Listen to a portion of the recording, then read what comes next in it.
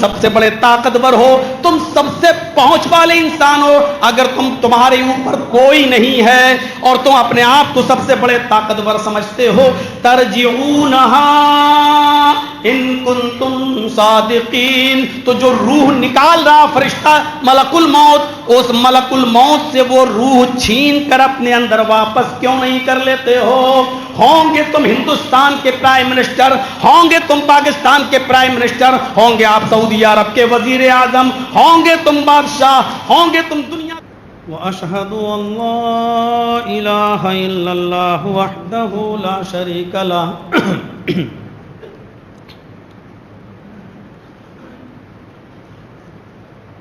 وَأَشْهَدُ أَنَّ مُحَمَّدًا عَبْدُهُ وَرَسُولُهُ أما بعد فإن خير الحديث كتاب الله وخير الهدي هدي محمد صلى الله عليه وسلم وشر الأمور محدثاتها وكل محدثة بدعة وَكُلَّ بِدْعَةٍ ضَلَالَةٍ وَكُلَّ ضَلَالَةٍ فِي النَّارِ۔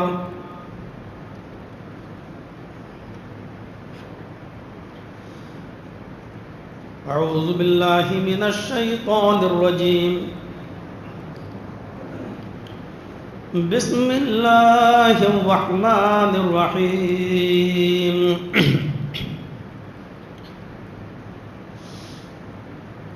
وَلَنَبْلُوَنَّكُمْ بِشَيْءٍ مِّنَ الْخَوْفِ وَالْجُوعِ وَنَقْصٍ مِّنَ الْأَمْوَالِ وَالْأَنفُسِ وَالثَّمَرَاتِ وَبَشِّرِ الصَّابِرِينَ الَّذِينَ إِذَا أَصَابَتْهُم مُّصِيبَةٌ قَالُوا إِنَّا لِلَّهِ وَإِنَّا إِلَيْهِ راجعون۔ رب اشرح لي صدري ويسر لي امري واحلل عقدة من لساني يفقهوا قولي۔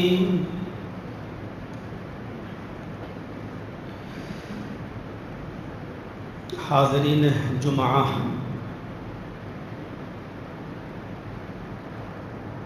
جامع مسجد بیجاپور کرناٹکا اطراف و اکناف سے تشریف لائے ہوئے سامعین حضرات، جمعہ کا خطبہ بہت ہی مختصر ہوتا ہے اور ہونا بھی چاہیے۔ نبی اکرم صلی اللہ علیہ وسلم کی حدیث بھی یہی ہے،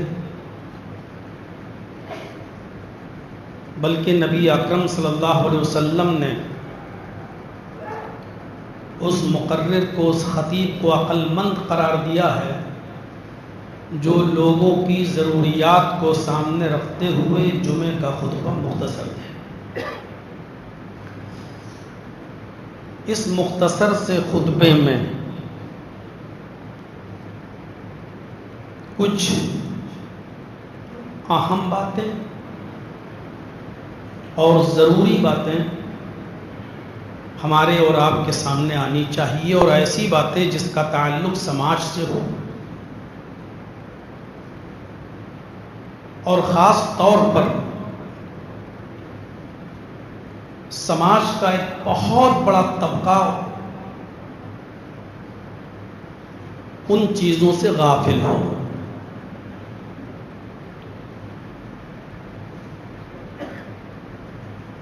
قرآن کریم کی یہ آیت جو میں نے آپ کے سامنے تلاوت کی ہے، اس آیت کے اندر اللہ تبارک و تعالی نے مومنوں سے کہا ہے کہ مسلمانوں، ہم تمہیں مختلف طریقوں سے اور مختلف پریشانیاں اور مصیبتیں ڈال کر ہم تمہیں آزمائیں گے۔ ہم تمہارا امتحان لیں گے، دیکھتے ہیں کہ ان مصیبتوں میں کون سے میرے بندے صبر کرتے ہیں اور کون سے میرے بندے گھبرا جاتے ہیں۔ اور وہ مختلف مصیبتیں کون سی ہیں، ان کا ذکر اللہ رب العالمین نے اس آیت کے اندر کیا ہے۔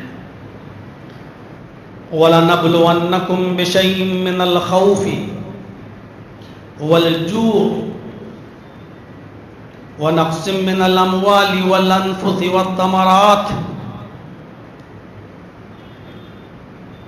ہم تمہیں آزمائیں گے خوف ڈال کر، دہشت طاری کر کے، خوف کا ماحول طاری کر کے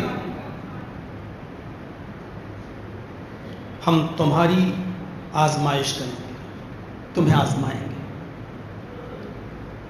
اس وقت وہی کنڈیشن ہے ہمارے اوپر، شہری سطح پر ہو، صوبائی سطح پر ہو، ملکی سطح پر ہو یا عالمی سطح پر ہو، ایک خوف طاری ہے۔ اس وقت پوری کائنات کے، پوری دنیا کے، پورے ورلڈ کے مسلمانوں کا جو حال ہے وہ کسی سے چھپا ہوا نہیں ہے، ہم کہیں پر بھی محفوظ نہیں۔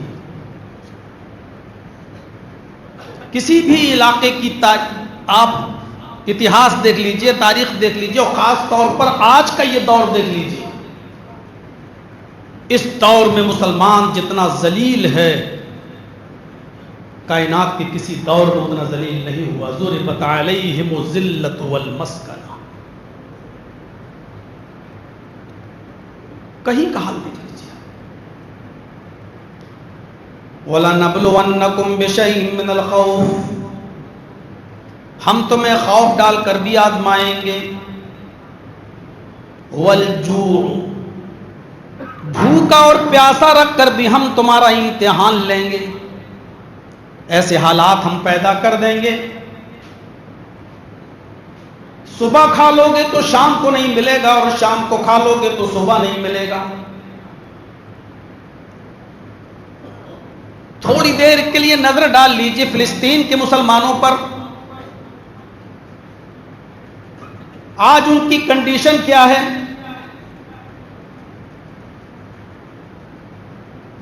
آج وہ اس کنڈیشن میں، کل ہمارے اوپر بھی یہ حالات طاری ہو سکتے ہیں۔ اللہ نے اس طرف بھی اشارہ کیا کہ مسلمانوں ہم تمہیں بھوکا پیاسا رکھ کر بھی آزمائیں گے، وَنَقْصٍ مِّنَ الْأَمْوَالِ، تمہارے مالوں میں نقصان پہنچا کر بھی ہم تمہیں آزمائیں گے۔ بہت پیسہ، بہت دولت، اچانک بیٹے کو کینسر ہو گیا، لاکھوں روپیہ بیٹے کے علاج میں چلا گیا، اب زمین بک گئی، جائیداد بک گئی، سونا چاندی بک گیا، سب کچھ بک گیا۔ وَنَقْصٍ مِّنَ الْأَمْوَالِ، ہم تمہارے مالوں میں نقصان پہنچا کر بھی ہم تمہیں آزمائیں گے۔ وَالْأَنفُسِ، تمہاری جانیں لے کر بھی ہم تمہیں آزمائیں گے، تمہارے بیوی کی، تمہارے بچوں کی، تمہارے عزیز اور اقارب، اعزاء اور اقارب، کسی کی بھی ہم جان لے کر، وَالْأَنفُسِ، جانیں لے کر بھی ہم تمہیں آزمائیں گے۔ وَالثَّمَرَاتِ، تمہارے پھلوں کو برباد کر کے، تمہاری کھیتیاں باڑیاں برباد کر کے، تمہارے اناج، تمہارے غلے برباد کر کے بھی ہم تمہیں آزمائیں گے۔ ان پانچوں چیزوں کو پھر سے سنیے، ہم تمہیں خوف ڈال کر بھی آزمائیں گے، ہم تمہیں بھوکا پیاسا رکھ کر بھی آزمائیں گے، ہم تمہارے مالوں میں نقصان پہنچا کر بھی ہم تمہیں آزمائیں گے، تمہاری جانیں لے کر بھی ہم تمہیں آزمائیں گے، تمہاری کھیتی باڑی، اناج، غلہ، پھل فروٹ برباد کر کے بھی، تمہارا کاروبار برباد کر کے بھی ہم تمہیں آزمائیں گے۔ فَبَشِّرِ الصَّابِرِينَ، اے میرے نبی محمد رسول اللہ صلی اللہ علیہ وسلم، ان تمام مصیبتوں میں میرے جو بندے صبر کر لیں ان کو خوشخبری سنا دو. مفسرین کا اتفاق ہے ان کو جنت کی خوشخبری سنا دو, ان کو جنت کا آپ ایک بہترین جنت کی خبر دے دیجئے ان کو کہ صبر کرنے والوں کے لیے جنت ہے. ان تمام مصیبتوں میں میرے جو بندے صبر کر لیں, اور صبر کا مطلب میرا دامن نہ چھوڑیں, توحید نہ چھوڑیں. یہ ساری مصیبتیں میری تقدیر میں لکھی تھی, اللہ کی طرف سے ہیں, ہمیں ملی ہیں. ان تمام مصیبتوں میں جو میرے بندے میری توحید کو نہ چھوڑیں, میرا دامن نہ چھوڑیں, ان کو خوشخبری سنا دیجیے.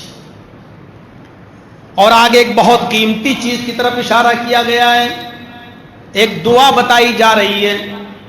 الذین اذا اصابتہم مصیبہ,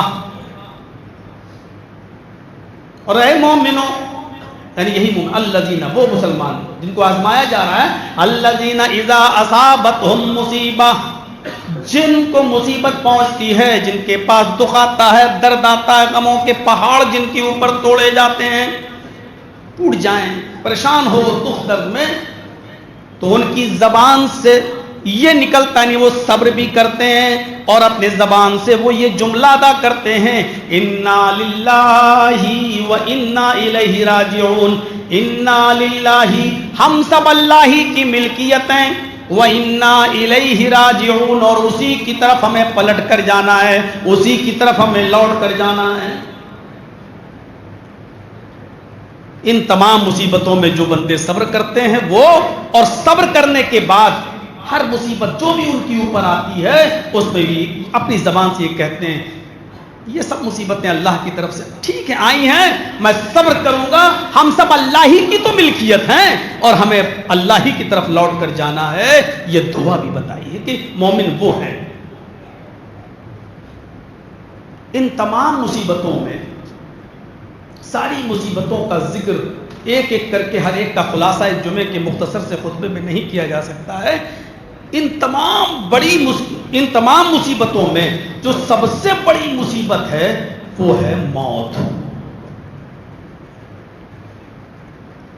4 بیٹیوں کے بعد آپ کو ایک بیٹا ملا, کتنی محبت ہوگی. اور پھر وہ بیٹا آپ کا بیمار ہو جائے, ڈاکٹر کے ہاتھ پیر پکڑ لیں گے, ڈاکٹر صاحب پیسے کی فکر مت کیجیے, ہمارے بچے کو بچا لیجیے, اور پھر اس بچے کا انتقال ہو جائے. غور کیجیے آپ, اولاد چاہے وہ بیٹا ہو بیٹی, انتقال کا دکھ تو ہوتا ہی ہے. خود یہ دکھ جناب محمد رسول اللہ صلی اللہ علیہ وسلم کو بھی ہوا. آپ کا بیٹا عبداللہ انتقال کر گیا تو دکھ ہوا, آپ کا بیٹا قاسم انتقال کر گیا تو دکھ ہوا, اور آپ کا بیٹا ابراہیم جب انتقال کر گیا تو دکھ ہوا. ابراہیم کے انتقال پر تو باقاعدہ آپ نے یہ جملے اپنی زبان سے ادا کیے تھے, ان العین تدمع والقلب یحزن, تیری جدائی سے میری آنکھیں اشکبار ہیں اور دل غمگین ہے. ولا نقول الا ما يرضى ربنا, لیکن ہم اپنی زبان سے ایسے جملے ادا نہیں کریں گے جس سے میرا رب ناراض ہو جائے, جس سے میرا مولا ناراض ہو جائے, جس سے میرا پروردگار ناراض ہو جائے. ہم اپنی زبان سے ایسے جملے ادا نہیں کریں گے. وَإِنَّ بِفِرَاقِكَ لَمَحْزُونُونَ, لیکن تیری جدائی سے اے ابراہیم میں غمگین ضرور ہوں, مجھے دکھ ضرور ہوا ہے.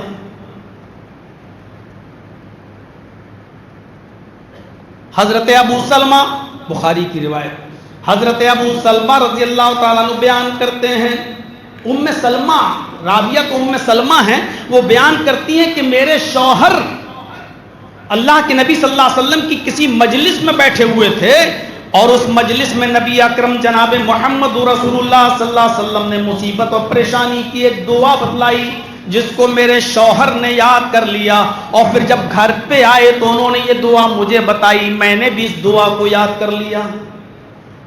ام سلمہ کہتی ہیں کہ میرے شوہر جب ابو سلمہ نبی اکرم کی مجلس میں بیٹھے ہوئے تھے نبی اکرم صلی اللہ علیہ وسلم نے مصیبت کی اور غم کی ایک دعا بتائی کہ لوگوں جب تمہارے اوپر مصیبت آئے، غم کا پہاڑ ٹوٹ جائے تو تم یہ دعا پڑھا کرو، انا للہ و انا الیہ راجعون، اور اس کے بعد ایک جملہ اور، اللہم اجرنی فی مصیبتی واخلف لی خیرا منہا۔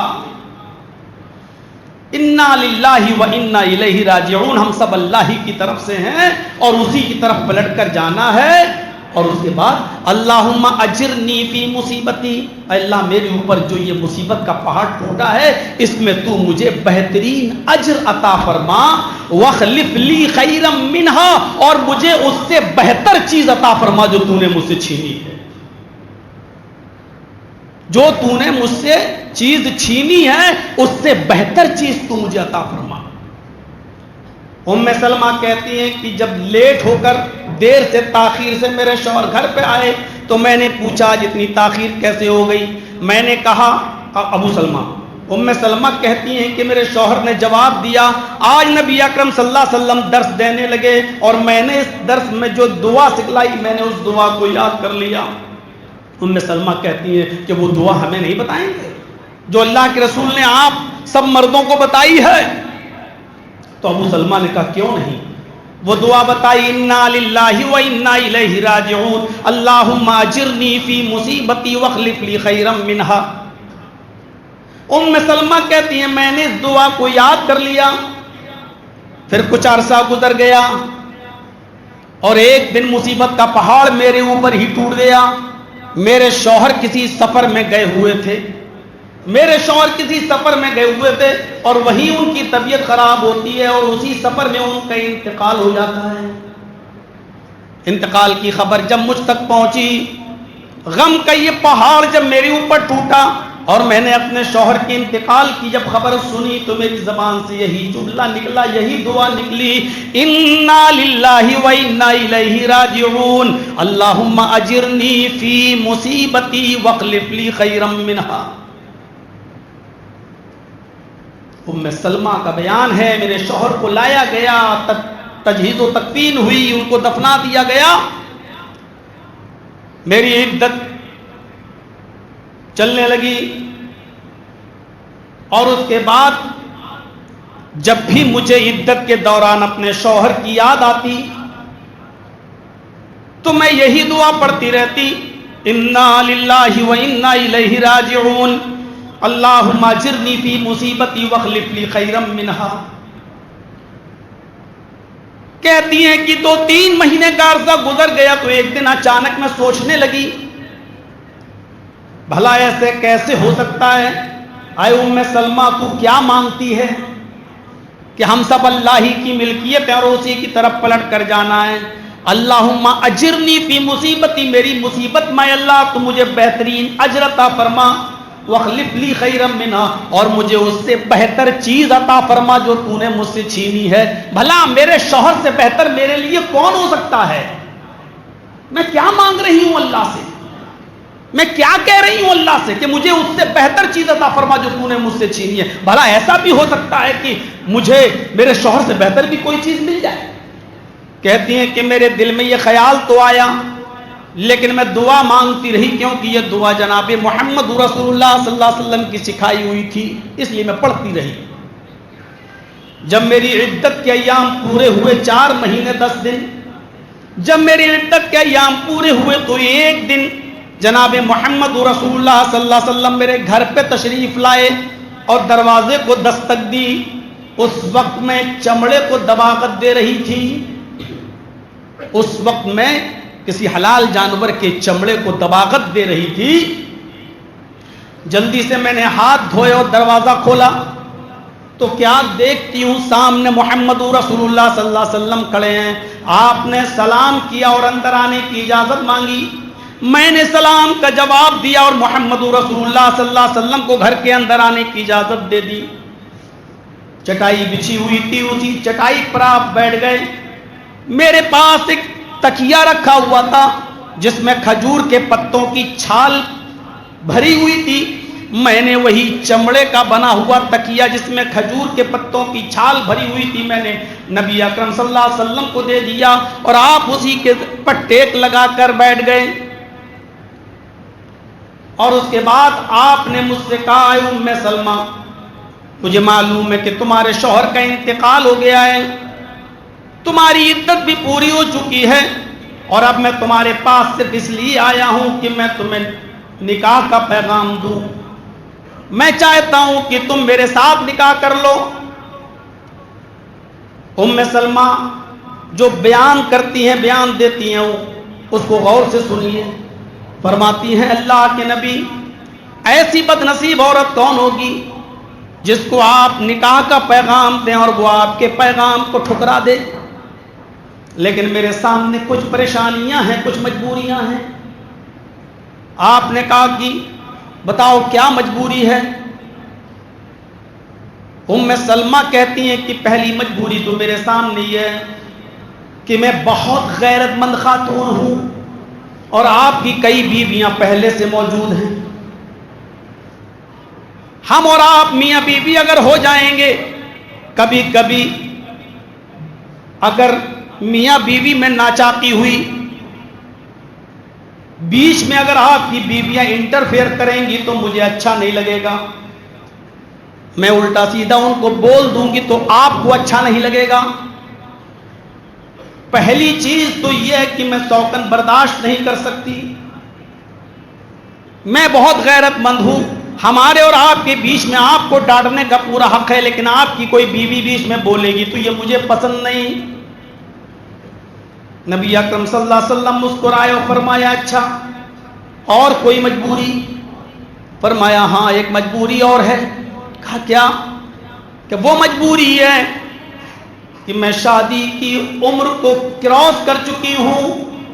یعنی شادی جس مقصد سے کی جاتی ہے, افزائش نسل کے لیے, بچوں کی پیدائش کے لیے, نسل بڑھانے کے لیے, لیکن میں اب اس عمر کو کراس کر چکی ہوں. یعنی میں بچے پیدا کرنے سے اب مایوس ہو چکی ہوں. اب میں اس عمر کو کراس کر چکی ہوں. اس لیے میری ایک مجبوری یہ ہے کہ اگر آپ وہ مقصد رکھتے ہیں تو میں اس مقصد کو پورا کرنے کے لائق نہیں رہی. آپ نے فرمایا اس کے علاوہ بھی کوئی اور پرابلم؟ ام سلمہ کہتی ہیں بخاری کی روایت, ہاں اللہ کے نبی ایک پرابلم اور ہے, اور وہ پریشانی وہ پرابلم یہ ہے کہ ابو سلمہ انتقال کر گئے, اپنے پیچھے چھوٹے چھوٹے بچے چھوڑ گئے ہیں.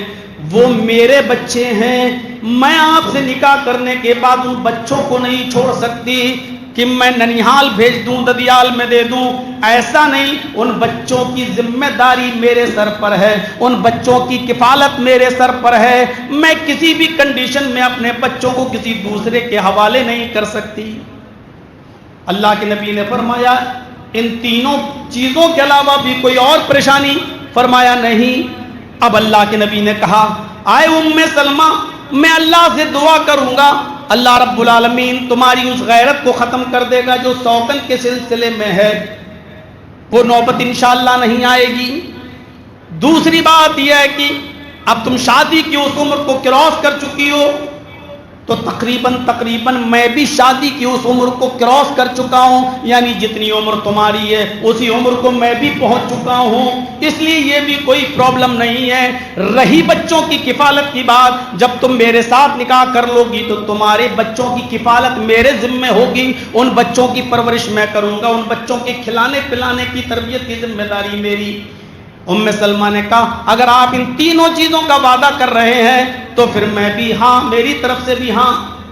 پھر ام سلمہ کہتی ہیں کہ پھر میرا نکاح جناب محمد رسول اللہ صلی اللہ علیہ وسلم سے ہو گیا. نکاح ہو جانے کے بعد مجھے اپنے شوہر ابو سلمہ کی یاد آئی.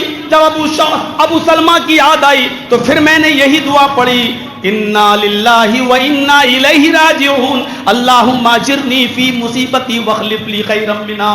کہتی ہیں کہ اب مجھے سمجھ میں آیا کہ اللہ رب کے نبی نے یہ دعا جو بتلائی ہے اس دعا کی قبولیت یہ ہے کہ اللہ نے اگر مجھ سے میرا شوہر چھینا, یقیناً وہ بہت اچھا شوہر تھا, لیکن میں نے جو دعا مانگی کہ اللہ جو چھینا اس سے بہتر عطا فرما, اللہ نے مجھے جناب محمد رسول اللہ کی شکل میں ان سے بہتر شوہر عطا فرما دیا.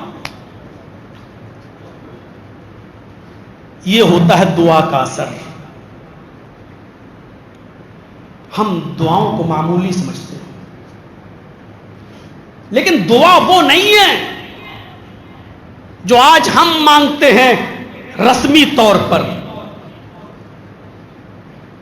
سلام پھیرا اور آدھے منٹ میں ساری ضرورتیں پوری ہو گئی، اس نے کہہ دیا لا الہ الا اللہ محمد رسول اللہ، ہم نے بھی کہہ دیا لا الہ الا اللہ محمد رسول، ہو گئی دعا پوری.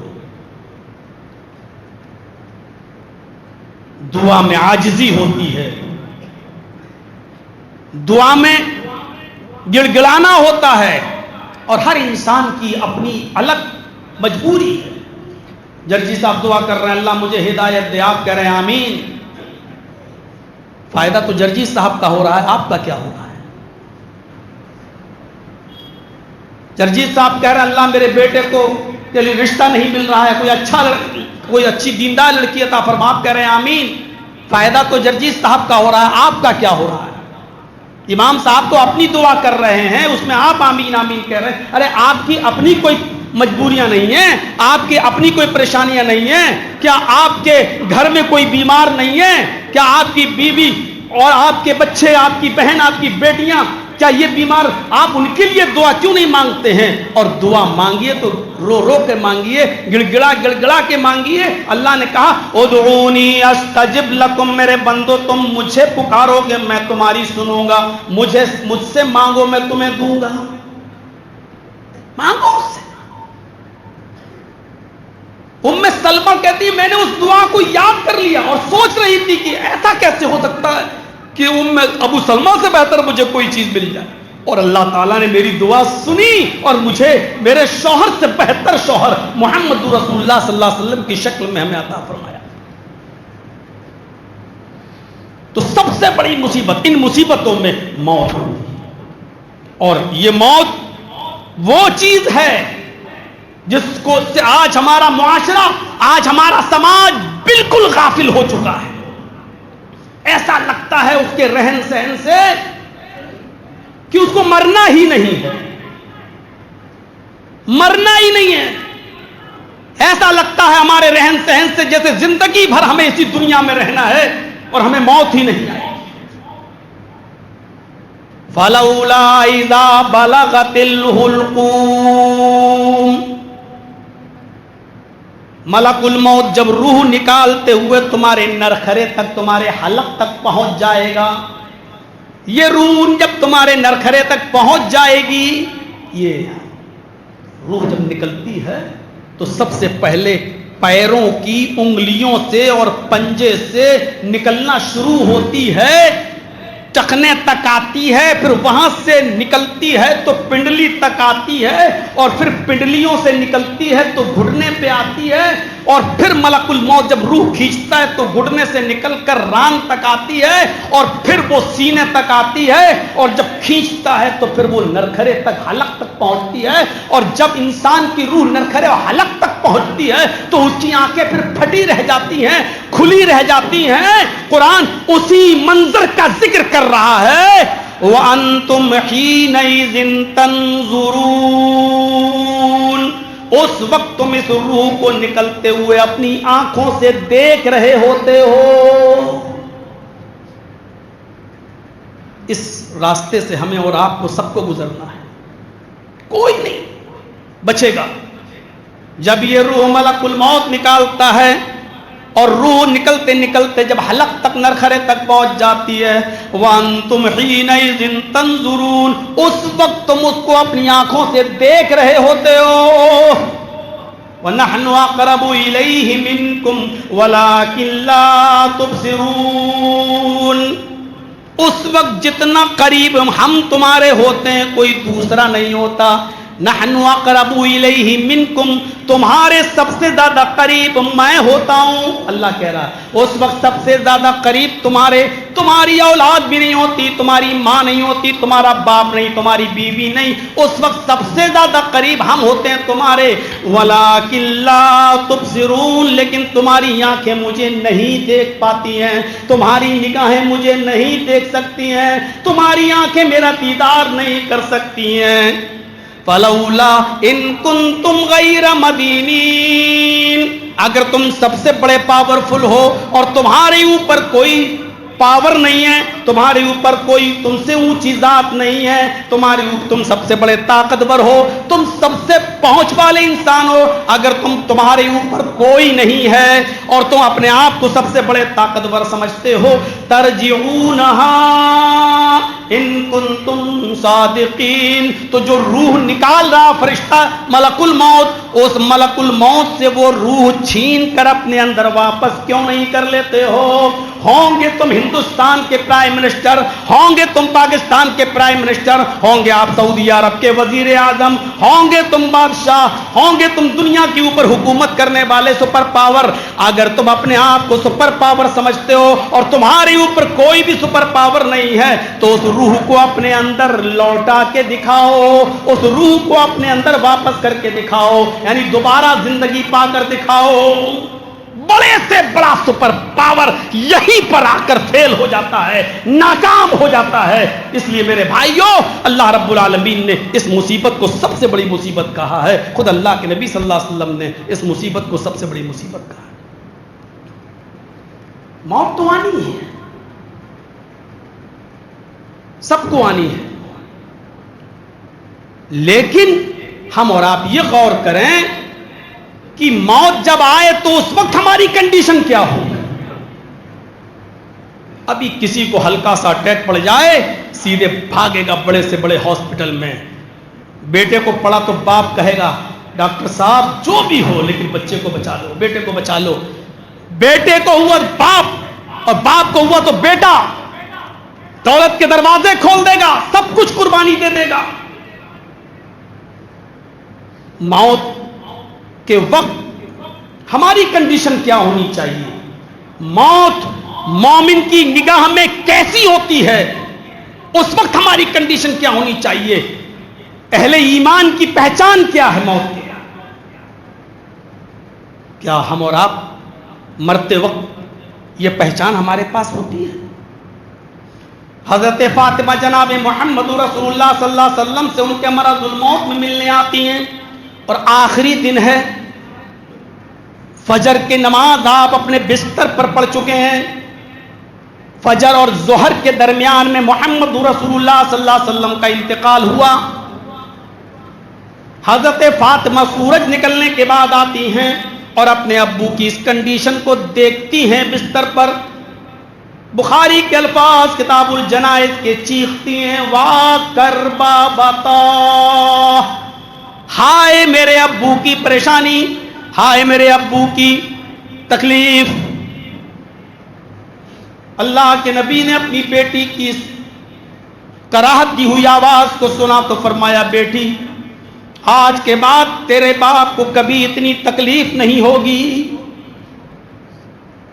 گویا کہ اشارہ تھا کہ جبرائیل ہمیں بتا گئے کہ آج آپ کا آخری۔ غور کیجئے، اسی کنڈیشن میں اللہ کے نبی جناب محمد رسول اللہ کی یہ بات سن کر اپنے باپ کی حضرت فاطمہ کی آنکھوں میں آنسو آ گئے، تو آپ نے اپنی بیٹی کا سر پکڑا اور ان کے کان میں ایک جملہ کہا۔ وہ جملہ سن کر حضرت فاطمہ تھوڑا خوش تو ہوئی لیکن پھر اداس ہو۔ ان کی اداسی کو دیکھ کر اللہ کے نبی نے دوبارہ ان کے سر کو پکڑا اور ان کے کان میں ایک دوسرا جملہ کہا۔ اللہ کے نبی صلی اللہ علیہ وسلم اس دنیا سے رخصت ہو گئے، آپ کی تجہیز و تکفین کر دی گئی، سب کچھ ہو گیا۔ تو حضرت عائشہ صدیقہ نے کہا، اے فاطمہ میں اس حق کا واسطہ تمہیں دیتی ہوں جو میرا تمہارے اوپر ہے، تمہارا کان پکڑ کر محمد رسول اللہ صلی اللہ علیہ وسلم نے کیا جملے کہے تھے وہ اب تو بتا دو۔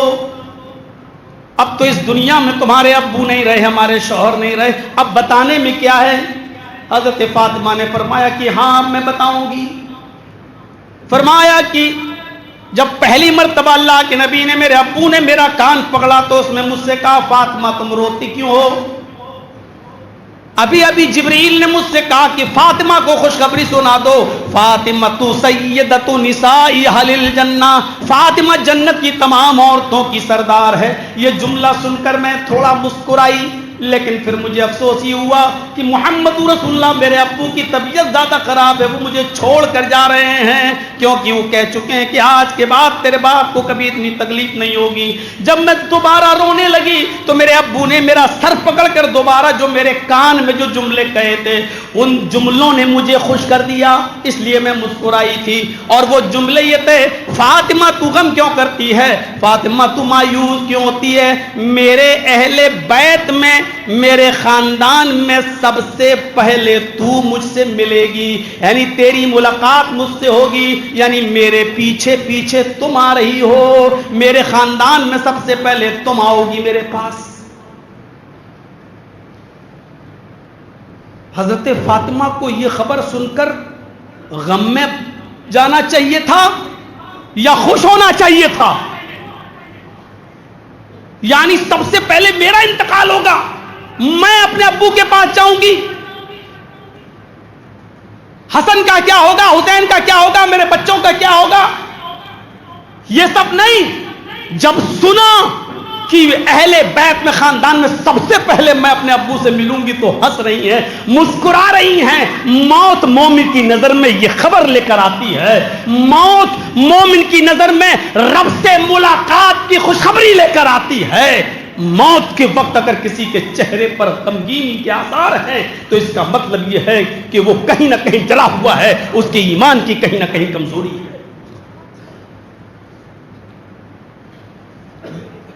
رب سے ملاقات اور اس کے چہرے پر پریشانی، تھرڈ کلاس کی زندگی چھوڑ کر ہم فرسٹ کلاس کی زندگی کی طرف جا رہے ہیں، تو پھر غم کیسا؟ دنیا کی ڈپلیکیٹ لذتوں کو چھوڑ کر اخروی لذتوں کی طرف ہمارا سفر ہے، تو پھر غم کیسا؟ اور غم ہے تو اس کا مطلب یہ روح اندر سے اپنے بدعمالیوں کی وجہ سے کانپ رہی ہے اور تھرا رہی ہے، اور ہمارے دل میں یہ وسوسہ ڈال رہی ہے کہ دیکھ تیرا حشر بہت برا ہوگا، مرنے کے بعد میرا کیا ہوگا۔ ورنہ حضرت فاطمہ کی مسکراہٹ بتا رہی ہے کہ موت کے وقت مومن تو مسکراتا ہے۔ ایک واقعہ اور، وہ بھی بخاری کا، مرض الموت میں آپ ہیں، ساری بیویاں آپ کی بیٹھی ہوئی ہیں، حضرت عائشہ نے سوال کر دیا، اے اللہ کے نبی صلی اللہ علیہ وسلم، ایک دن سبھی کو اس دنیا سے رخصت ہونا ہے، میں مانتی ہوں، چلیے آپ مان لیجئے رخصت ہو گئے، تو آپ کی یہ بیویاں جو زندہ ہیں وہ سب آپ کے پاس بیٹھی ہوئی ہیں، ان بیویوں میں سے سب سے پہلے آپ سے کون ملے گا؟ یہ نہیں پوچھ رہی ہیں کہ سب سے لاسٹ میں کون سی بیوی جائے گی، پوچھ کیا رہی ہیں، اے اللہ کے نبی یہ بتائیے کہ سب سے پہلے کون سی بیوی آپ کے پاس آئے گی؟ کئی بیویاں موجود، کسی ایک کا نام کیسے لے دیں؟ آپ نے اشارے میں کیا کہا؟ وہ جملہ دیکھیے، بخاری کی حدیث، اللہ کے نبی صلی اللہ علیہ وسلم نے فرمایا اطولکن یدن، عائشہ تم ساری عورتوں میں، تم ساری بیویوں میں سب سے پہلے مجھ سے میری جو بیوی ملے گی وہ ہوگی جس کے ہاتھ تم میں سب سے زیادہ لمبے ہوں گے۔ اطولکن یدن، جس کے ہاتھ سب سے زیادہ لمبے ہوں گے۔ تھوڑی دیر بیٹھنے کے بعد ساری بیویاں، حضرت عائشہ نے کہا چلو دوسرے روم میں چلتے ہیں، دوسری بیوی کے حجرے میں چلتے ہیں، دوسرے حجرے میں گئیں، ساری عورتیں وہاں اکٹھی ہو گئیں، حضرت عائشہ ایک لکڑی لے آئیں اور ساری عورتوں کے ہاتھ ناپنے لگی، دیکھیں کس کا ہاتھ سب سے زیادہ لمبا ہے، کون سی بیوی اللہ کے رسول صلی اللہ علیہ وسلم سے سب سے پہلے ملے گی۔ حضرت عائشہ نے جب ہاتھ ماپنا شروع کیا تو حضرت سودا کا ہاتھ سب سے زیادہ لمبا نکلا۔ ساری عورتوں نے کہا سودا تو کتنی خوش نصیب ہے، سب سے پہلے تو جائے گی اللہ کے رسول کے پاس، تیری قبر اللہ کے رسول کے بغل میں ہوگی، تو اپنے شوہر سے سب سے پہلے ملے گی۔ اور یہ خبر سن کر حضرت سودا بیان کرتی ہیں، مجھے بھی خوشی ہوئی جب میرا ہاتھ سب سے زیادہ لمبا نکلا، تو مجھے بھی خوشی ہوئی کہ میں سب سے پہلے اپنے شوہر سے ملوں گی، میرا انتقال سب سے پہلے ہوگا، یعنی میں اپنے شوہر کے پاس سب سے پہلے جاؤں گی، مجھے بھی خوشی ہوئی۔ لیکن جب انتقال کا وقت آیا تو حضرت سودا کا سب سے پہلے انتقال نہیں ہوا. آپ کی ان تمام بیویوں میں سب سے پہلے انتقال جس بیوی کا ہوا اس بیوی کا نام ہے زینب بنت جہش. حضرت سودا کا انتقال نہیں ہوا. کس بیوی کا انتقال ہوا سب سے پہلے نبی کے انتقال کے بعد؟ زینب بنت جہش کا. تب ساری عورتوں نے غور کیا اور غور کرنے کے بعد کہا ہم ہی لوگ نادان تھے جو محمد رسول اللہ صلی اللہ علیہ وسلم کی بات کو سمجھ نہیں پائے. عائشہ تو سب عورتوں کا ہاتھ ناپنے کے لیے لگ گئی، جبکہ نبی اکرم کے کہنے کا مطلب یہ تھا جس کے ہاتھ سب سے زیادہ لمبے ہوں گے. اس کا مطلب یہ تھا کہ جو سب سے زیادہ اللہ کی راہ میں صدقہ اور خیرات کرنے والی ہوگی، جو سب سے زیادہ غریبوں اور مسکینوں میں لٹانے والی ہوگی. اس میں کوئی شک نہیں کہ ہم تمام بیویوں میں زینب وہ بیوی تھی نبی کی جس نے اپنے پاس کچھ نہیں چھوڑا. صبح آ گیا تو شام کا انتظار نہیں کیا، اور شام کو کچھ مل گیا اپنی ضرورت کے مطابق استعمال کیا، اور صبح کے انتظار کے لیے نہیں چھوڑا، اور سب کچھ اللہ کی راہ میں خیرات کر دیا، صدقہ کر دیا. آئے زینب ہمیں معاف کر دو کہ ہم یہ اللہ کے رسول کی بات کو سمجھ نہیں پائے. اطول کن یدن کا مطلب یہ تھا کہ جو سب سے زیادہ صدقہ و خیرات کرنے والی ہوگی. ان تمام واقعات کو بیان کرنے کا مطلب یہ ہے کہ اللہ کے نبی کی بیویاں پوچھ رہی ہیں سب سے پہلے کون ملے گی آپ سے. یہ نہیں پوچھ رہی سب سے لاسٹ میں کون جائے گی، سب سے زیادہ دن تک کون زندہ رہے، سب سے پہلے کون ملے گی. اور یعنی اہل ایمان کی پہچان دیکھیے. اور پھر جب سنا کہ جس کے ہاتھ لمبے ہوں گے اور سودا کا ہاتھ سب سے زیادہ لمبا نکلا تو سودا کے چہرے پر بھی مسکراہٹ کا آنا یہ اس بات کی علامت ہے کہ موت کو اپنے قریب دیکھ کر، قریب جان کر مومن کی نگاہوں میں خوشی ہوتی ہے، اس کے چہرے پر مسکراہٹ ہوتی ہے، مایوسی نہیں ہوتی. مرنا تو سب کو ہے لیکن اپنی موت کو کامیاب بنانا یہ ہر مسلمان کی ذمہ داری ہے. مرتے وقت رب سے ملاقات کی خوشخبری ہمارے چہرے پر چھلک رہی ہو تب تو ہماری موت کامیاب ہے. اللہ سے ہم دعا کرتے ہیں کہ الہ العالمین ہماری خطاؤں کو معاف فرما دے، ہمارے گناہوں کو بخش دے، ہم تمام مصیبتوں میں ہمیں صبر کرنے کی توفیق عطا فرما اور مصیبتوں پر ہمیں دعا پڑھنے کی توفیق عطا فرما. الہ العالمین ہمیں مرنے کے بعد کی زندگی کے لیے تیاری کرنے کی توفیق عطا فرما، اور جب تک تو ہم کو زندہ رکھ، اسلام پہ زندہ رکھنا، اور جب ہمارا خاتمہ ہو تو ایمان پر ہمارا خاتمہ فرمانا. وما علینا الا البلاغ المبین وآخر دعوانا ان الحمد للہ رب العالمین.